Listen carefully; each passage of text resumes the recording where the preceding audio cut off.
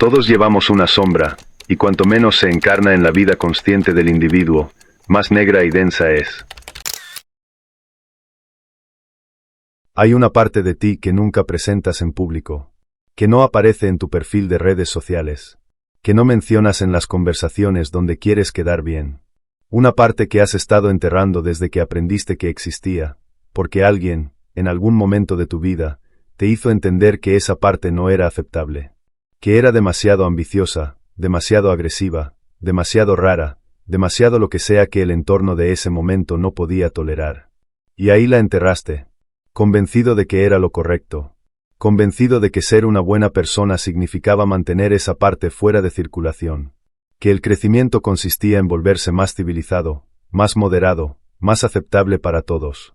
Lo que Carl Jung pasó décadas intentando decirte es que eso fue el mayor error de tu vida. No porque esa parte enterrada sea buena exactamente como es, sino porque el acto mismo de enterrarla no la eliminó. La hizo más poderosa, la volvió subterránea. Y desde ahí, desde ese sótano donde la pusiste sin ventanas ni luz, sigue determinando exactamente lo que crees que controlas desde arriba. Jung la llamó la sombra, y la definió con una economía de palabras que todavía golpea cuando se lee con atención. La sombra es todo lo que la persona se niega a ser. No lo que no puede ser, lo que se niega a ser. Esa distinción es crucial. La sombra no es una limitación. Es una elección que hiciste, en gran parte antes de tener la capacidad de elegir conscientemente, y que desde entonces ha estado operando como el lado invisible de todo lo que construyes. Quiero que entiendas algo antes de seguir. Esta conversación no es sobre hacerte sentir mal con las partes que enterraste. Es sobre mostrarte que esas partes, que llevas tiempo tratando como el enemigo, contienen exactamente el combustible que le ha faltado a lo que estás intentando construir. Y que la razón por la que ciertas áreas de tu vida no avanzan como deberían no es que te falta capacidad. Es que te falta acceso a una parte de ti mismo que decidiste que no debías tener. Empecemos por lo concreto. Por ejemplos que probablemente reconozcas porque los vives o los has vivido. ¿Conoces a alguien que admiras por una cualidad que te incomoda reconocer que admiras? No el tipo de admiración que compartes en voz alta. La otra, la que sientes cuando ves a alguien que pone límites sin disculparse, que ocupa espacio sin pedir permiso, que persigue lo que quiere con una determinación que tú llamarías arrogancia si lo hicieras tú, pero que en esa persona llamas confianza. Y esa incomodidad que sientes al admirarlo, ese juicio que se mezcla con el deseo, ese no sería capaz de hacer eso mezclado con parte de mí querría poder hacerlo, eso es tu sombra mirándote desde el otro lado del espejo. Jung observó algo que lleva décadas siendo confirmado por la psicología clínica. Lo que más nos irrita de los demás es frecuentemente lo que menos toleramos de nosotros mismos. La irritación intensa ante la arrogancia de alguien frecuentemente señala ambición propia no reconocida. La incomodidad ante la sensualidad de otro señala el propio deseo reprimido. El juicio intenso sobre la pereza ajena señala el propio cansancio que no te permites reconocer. Eso no significa que lo que juzgas en otros no exista realmente. Significa que la intensidad emocional con la que lo juzgas es información sobre ti, no solo sobre ellos. Y esa información, cuando se lee correctamente, es uno de los mapas más precisos que existen hacia lo que has enterrado. ¿Qué te irrita de manera desproporcionada en otras personas? No lo que te parece razonablemente malo. Lo que te hace reaccionar con una intensidad que a veces te sorprende a ti mismo. Esa es la dirección donde tu sombra está esperando ser vista. Ahora quiero hablarte de algo que nadie menciona cuando habla de la sombra de Jung, y que es la parte más directamente relacionada con el éxito que el título de este vídeo promete. Las personas que logran cosas extraordinarias, que construyen negocios, que producen arte, que lideran movimientos, que dejan una marca real en lo que hacen, casi invariablemente tienen acceso a algo que las personas más contenidas, más socialmente calibradas, más preocupadas por la aprobación, no tienen: la energía de sus partes rechazadas. La ambición que te da miedo mostrar porque te enseñaron que es una señal de egoísmo. La agresividad que guardaste porque te dijeron que las personas buenas no se imponen. La necesidad de reconocimiento que enterraste porque sonaba a vanidad. El deseo de ser diferente, de destacar, de ocupar un lugar que nadie más ocupa, que suprimiste porque el grupo donde creciste no tenía espacio para eso. Esas fuerzas, que llevas años tratando como defectos que corregir, son combustible. Y el problema no es que las tengas. El problema es que las tienes pero no tienes acceso a ellas de manera controlada. Porque lo que se reprime no desaparece. Se acumula. Y sale de maneras que no elegiste, en momentos que no planeaste, en formas que frecuentemente te cuestan más de lo que te habrían costado si las hubieras integrado desde el principio. La persona que reprimió su ambición y de repente explota con resentimiento hacia alguien más exitoso. La persona que reprimió su necesidad de reconocimiento y de repente hace algo autosaboteante exactamente cuando estaba a punto de ser reconocida. La persona que reprimió su agresividad y de repente la expresa en el momento menos oportuno, hacia la persona equivocada, de la manera más contraproducente posible. El retorno de lo reprimido, que Freud nombró y Jung expandió, no es un accidente. Es el mecanismo, lo que entierras no muere. Espera. Y cuando regresa, lo hace con el interés acumulado de todo el tiempo que estuvo esperando. Entonces, ¿cuál es la alternativa? La alternativa es lo que Jung llamó la integración de la sombra. Y antes de que eso suene a algo que se hace en retiros espirituales de fin de semana, déjame decirte qué significa en términos prácticos. Integrar la sombra no significa expresar sin filtro todo lo que has suprimido. No significa que si reprimiste la agresividad ahora tienes que ser agresivo con todos para estar completo. Eso sería lo opuesto de la integración. La integración significa traer esas energías a la conciencia de manera que puedas elegir cuándo y cómo usarlas, en lugar de que ellas te usen a ti cuando bajan las defensas. La ambición integrada no es arrogancia. Es claridad sobre lo que quieres y disposición a buscarlo sin disculparse. La agresividad integrada no es violencia. Es la capacidad de defender lo que importa, de poner límites reales, de no ceder cuando ceder sería una traición a lo que estás construyendo. La necesidad de reconocimiento integrada no es vanidad. Es la honestidad de saber que tu trabajo tiene valor y la disposición de mostrarlo al mundo sin esperar que alguien más te dé permiso.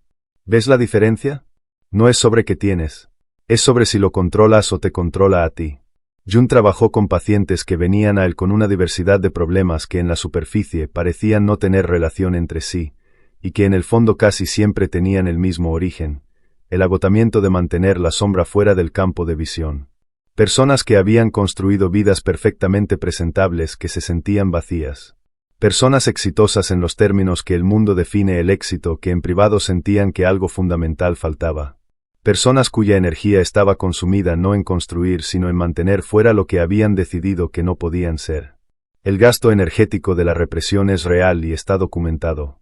El cerebro consume recursos significativos en el proceso de mantener material fuera de la conciencia.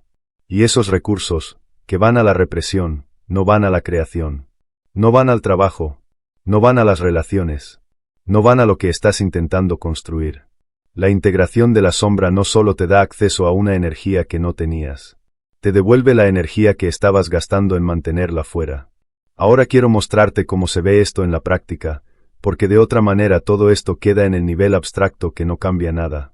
Hay un ejercicio que Jung desarrolló y que sus sucesores han refinado durante décadas. No requiere un terapeuta, aunque tener uno ayuda. Requiere solo una cosa que resulta ser la más difícil: honestidad sostenida con uno mismo durante el tiempo suficiente como para que produzca algo real. El ejercicio es simple en su descripción y complejo en su ejecución. La próxima vez que sientas una reacción emocional intensa hacia alguien o algo, antes de justificar esa reacción en términos de lo que esa persona o situación hizo, haz la pregunta hacia adentro. ¿Qué me dice esto sobre algo en mí que no he querido ver? No como una manera de exculpar lo que otros hacen, como una manera de usar la reacción como instrumento de autoconocimiento. De leer la intensidad de lo que sientes no solo como datos sobre el estímulo externo sino como datos sobre tu propio territorio interior. Esa pregunta, sostenida con honestidad durante suficiente tiempo, empieza a revelar patrones. ¿Qué tipo de personas te irritan consistentemente y qué dice esa consistencia sobre algo tuyo? ¿Qué tipo de situaciones te producen vergüenza y qué dice esa vergüenza sobre algo que quieres y no te permites querer? ¿Qué tipo de logros en otros te producen esa mezcla específica de admiración e incomodidad y qué dice esa mezcla sobre lo que has enterrado de tu propia ambición? El otro filósofo que quiero traer a esta conversación, aunque desde un ángulo diferente al de Jung, es Friedrich Nietzsche. Nietzsche escribió algo que aplica directamente aquí con una fuerza que pocas formulaciones filosóficas pueden igualar: conviértete en lo que eres. No en lo que crees que deberías ser. No en lo que el entorno necesita que seas para sentirse cómodo. en lo que eres, en toda tu complejidad, tus contradicciones, tus partes brillantes y tus partes oscuras integradas en algo que solo tú puedes ser. Nietzsche describió a las personas que suprimen sus instintos más profundos, que se vuelven perfectamente contenidas y perfectamente aceptables, como personas que han pagado por la paz social con su vitalidad. Han cambiado la intensidad de estar completamente vivos por la comodidad de ser aprobados. Y ese intercambio, aunque se sienta razonable en el momento, produce con el tiempo exactamente el tipo de vacío que los pacientes de Jung describían, una vida que funciona pero que no se siente completamente real. ¿Cuándo fue la última vez que hiciste algo que te daba un poco de miedo no porque fuera peligroso, sino porque revelaba algo de ti que no estabas seguro que el mundo recibiría bien?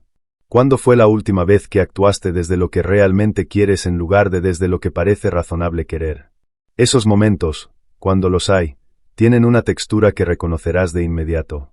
Una sensación de estar más completo, de operar desde un lugar más real, de que lo que haces corresponde a lo que eres de una manera que el comportamiento perfectamente calibrado para la aprobación nunca puede alcanzar.